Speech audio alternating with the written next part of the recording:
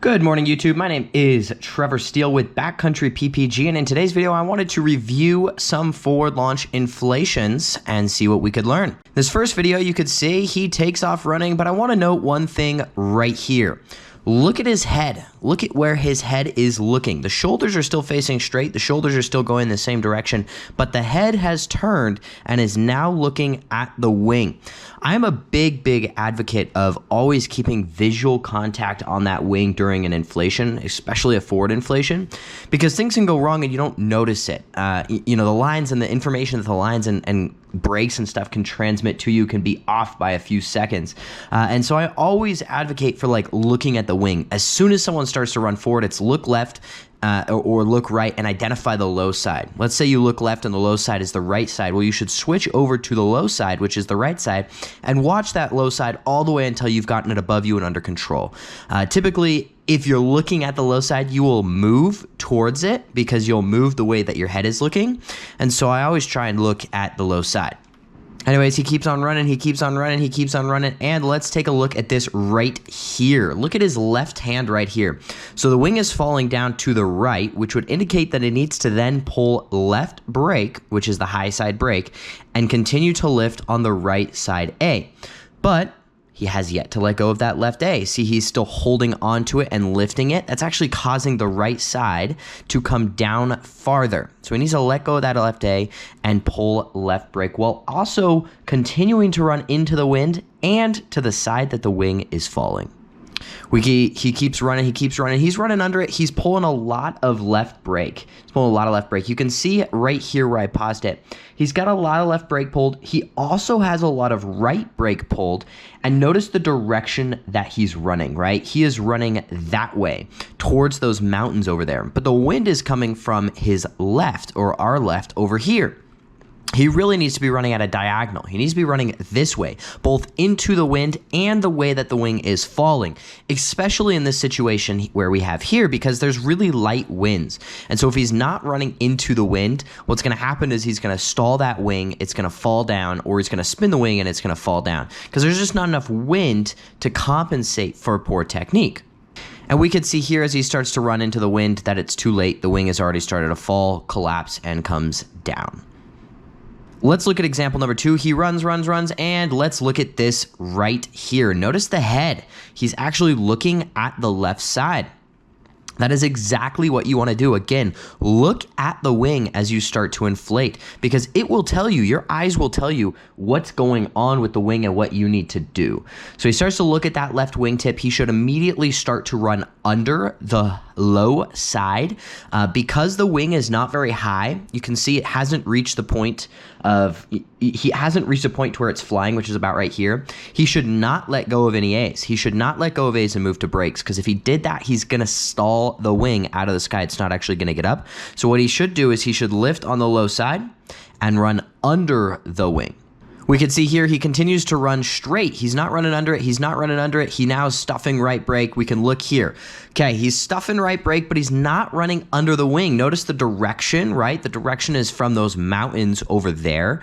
What he should be running is this way, all the way over here towards those hangars almost. But instead, he's running off to the right side of the screen, which is the wrong direction.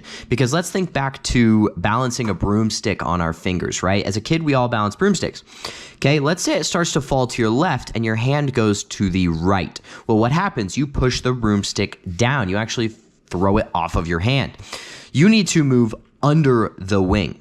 Now, in addition to moving under the wing, especially in these light wind conditions, if he just ran straight left, right? If he just sidestepped straight left, the wing would just fall down because there's no airspeed. You need to create that airspeed. So instead of just running directly under the wing, which is what the broomstick example, you actually need to run into the wind and under the wing, or at a 45-degree angle in between the two of them, which would be somewhere over here.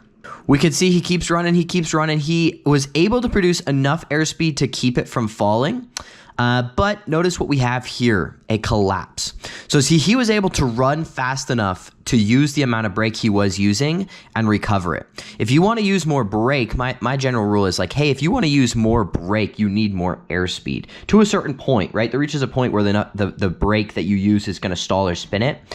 But if you're using just a barely any brake and you barely have any wind and you touch more brake, you're going to stall it. But if you increase your airspeed, you can get into a little bit more brake. So in this example, right, he was running and kept running faster and faster to where he could actually hold that brake without stalling it. Now, was it proper technique? Not necessarily. He should have moved under it. It would have made the correction way easier than the brake did, because the brake also kills your lift, right? So you're going to launch in a forward inflation. You just stuffed all that right side brake.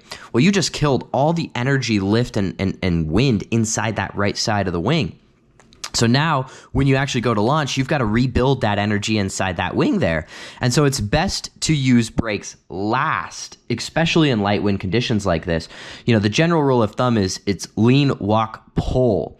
So first you want to add the weight shift. Weight shift doesn't produce drag. That's basically lowering, raising one riser. Then you want to move under the wing. Then you want to apply the brake, especially in these light wind conditions here. You can see he took this collapse. Collapse is due to a lack of pressure. The wing overflew him. I draw an imaginary line over everybody's head and I say, hey, if that wing goes past that line, it's going to collapse and come down to your head. And that's exactly what it did here. So see, he should have identified, oh, hey, it's starting to overfly, which is something that you build through repetition. You feel, you know what those risers feel like once it starts to pass that point. And that's something that you build by doing it 100 times. Once he notices like, hey, okay, it's starting to overfly, the correction to that is brakes. So right here, he should stuff brakes, sprint forward as fast as he possibly can to recover it. And I'm not sure he's able to recover it. Nope, it comes down. There's just not enough wind. He also didn't take off in a sprint. Now we have example number 3, I believe. Notice again, he's looking at the wing. He's looking at the wing. He's running. And let's pause for a second. Okay, what do we have? Well, first off, let's notice how low that wing is, right? So the wing is super, super low on the, on the whole arch of things. It's not above his head. And if you look at his left hand, he's already let go of the A. At least I think he has. I could be mistaken. I see some lines possibly coming out of his hands. But let's say he had let go of the A. If he had let go of the A with the wing this low, it wouldn't have come up because there's just not enough. You haven't gotten it high enough yet above your head to release the A's. What he should do right here is take off in a run to the right and into the wind underneath the wing, which let's see. You can see he actually does. But notice the direction, right? It wasn't into the wind and under the wing. It was just over to the right. He takes off in a sprint. Beautiful job. And he actually saves it. Nice job. My general rule of thumb is more effort typically can save. Let's look at example number 4 here. We've got him running. And I want to make note of one thing, okay? When he took off in that run, notice he didn't move anywhere. Like he didn't move anywhere, but he kept consistent loading on the wing. And so this one is a tricky one. It's not necessarily, when it comes to forward launches, it's not necessarily about moving forward. It's not necessarily about how far you run forward. What it is about is holding consistent loading on that wing until it gets above you, right?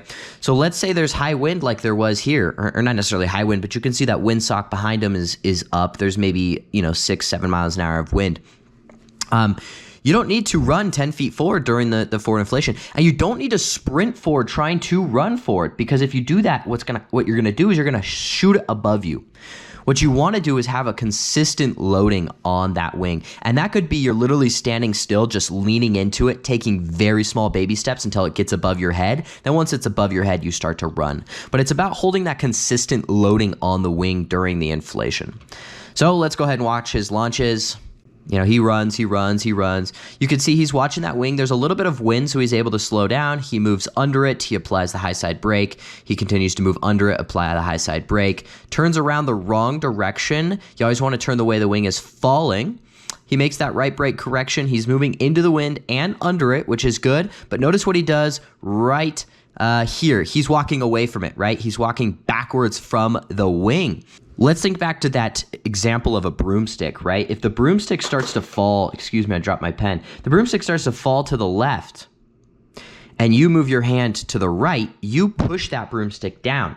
But if the broomstick starts to fall to the left and you push your hand to the left, you go under the broomstick. Same thing applies for the wing.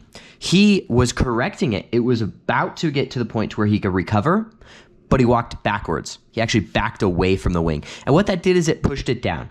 And because there was such light wind, that was not going to be recoverable unless he turned and faced these mountains over here and just sprinted towards them, pulling right brake.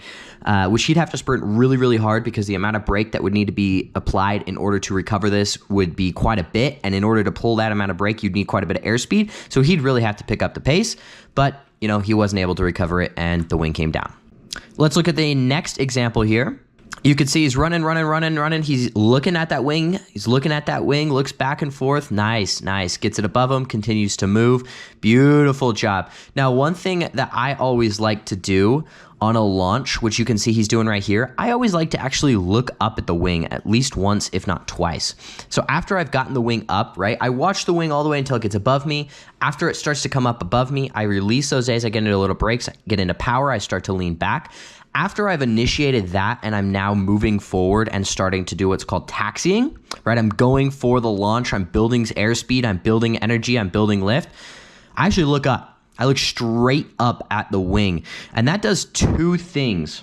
Number one, that makes you lean back, which is a super important thing on a launch. You really, really want to get that posture to where you're leaning back and pushing that thrust down behind you, not up behind you, forcing you into the ground.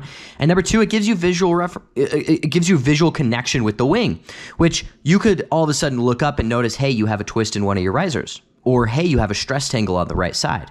Or, hey, there's a giant weed in it. Or something, right? So that visual check after you've started to run gives you a chance to see if something is wrong. And if you notice something is wrong at that point, well, you stop. You don't launch. You call it right there. You set the wing down. You restart. But I love to have that visual check before I go to launch. He keeps running. Everything is all good, turns around, drops it down. To the next example here. Running. See how he's not like sprinting forward. He actually moved backwards a couple steps. That is totally fine. Remember, that's back to the loading thing. It's not about moving forward. What it's about is having consistent loading. And consistent loading could be slowly moving backwards 3-4 steps. Consistent loading could be you had to run 20 steps forward. It's not about how far you move. It is about holding a consistent loading on that wing. Keeps moving. See, there's a lot of wind, so he doesn't need to move very fast. You know, you don't have to be sprinting down the field if there's enough wind to keep the glider in the sky. Turns around, he starts kiting it. All is well.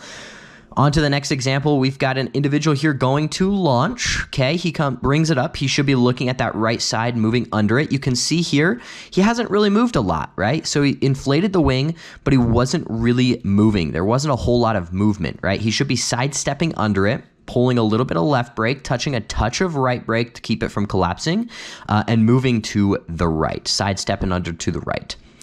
But you can see he continues to run straight, doesn't ever touch that right side brake, and doesn't ever run to the right. Wing comes down and collapses. That right there is a, hey, remember, you've got to move under the wing. You can't just let the wing come down to the right side and continue running straight. If you do that, you're actually pushing it down. And one final thought that I have when it comes to forward launches, and I've seen this to be true anytime I'm teaching someone how to launch, and that is that more effort with a forward tends to save you. So if you go out and you're trying to do a forward launch and you only give it 90% of your energy, right? Even 95%, even 99%, it's not going to work. Like if you do something wrong and you only gave it 99%, you're not going to save it because there's just not enough room for error. You have to give a forward launch 150% of your energy or it's not going to work. If you don't give it 150%, you're going to blow the launch. And you just need to give it everything you freaking have. Run as hard as your freaking legs can run. Watch that wing, make proper corrections, ease into power when needed, lean back, and get into the sky. Anyways, guys, if you want to learn how to fly, I have a beginner training class coming up August 5 to 16 here in Salt Lake City, Utah, hosted by myself and the team at Backcountry PPG. Please check us out at backcountryppg.com. Call us at 801-599-1684 or see the links in the description for more information. We would love to have you out. Thank you for watching. Hit that like button, hit that subscribe button, and we will see you in the next video.